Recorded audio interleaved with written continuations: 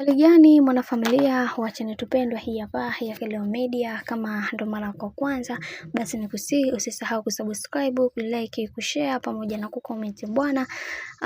Diamond Platnumz atoa cheche kwa wale wote ambao wanomfanya bibi Zuchu aweze kujihisi vibaya, na leo hii ameweza kutoa sifa nyingi kwa mke wake ambaye ni bibi Zuchu, na kumwambia kwamba Zuchu ni mke bora, ni mke mzuri, na natamani kuweza kuona akipiga hatua kubwa katika maisha yao. Lakini watu wengi wanatamani kuweza kuona bibi Zuchu akiishi katika maisha ya kuteseka, jambo ambalo kama yeye mwanaume hataweza kuruhusu liweze kutokea, kwa sababu kumekuwa na mambo mengi ambayo yamekuwa yakitokea katika maisha yake, na yeye binafsi hatamani kuweza kuona binti huyu akiingia katika maisha ya kuteseka kiasi hiki wakati yeye bado yupo. Na wengi wao wakasema kwamba bibi Zuchu ni moja kati ya mwanamke ambaye mvumilivu sana katika maisha na katika mahusiano, licha ya vimbwanga vyote ambavyo anavyotendewa, lakini kwa upande wake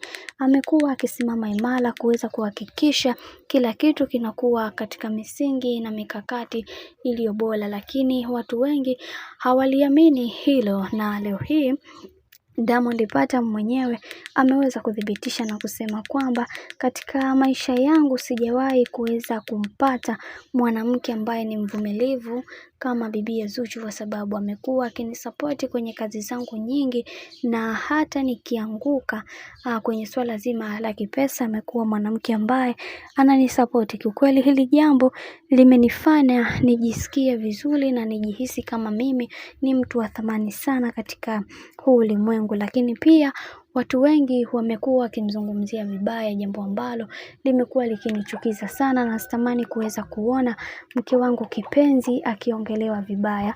Na mimi nitapambana kuweza kuhakikisha kila kitu kinakwenda katika misingi na mikakati iliyo bora, kwa sababu kuna vitu vingi ambavyo vimekuwa vikipotokea katika maisha yangu binafsi sipendezewi navyo, lakini Mungu atasimama nami katika kila hatua kuweza kuhakikisha kila kitu kinasimama katika mstari ulionyooka, kwa sababu kuna mambo mengi ambayo binafsi sipendezewi nayo, ila Mungu atapambana nami kuweza kufikia malengo makubwa ambayo niliyoweza kujiwekea na mke wangu Zuhura, kwa sababu naona kabisa kuna watu hawapendezewi kuweza kuona mimi na bibi Zuchu tukifanikiwa katika maisha.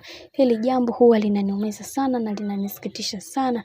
Kiukweli nina mengi ya kuongea, lakini wacha niendelee kukaa kimya. Huenda huu kimya wangu utanisaidia kwa namna moja ama nyingine.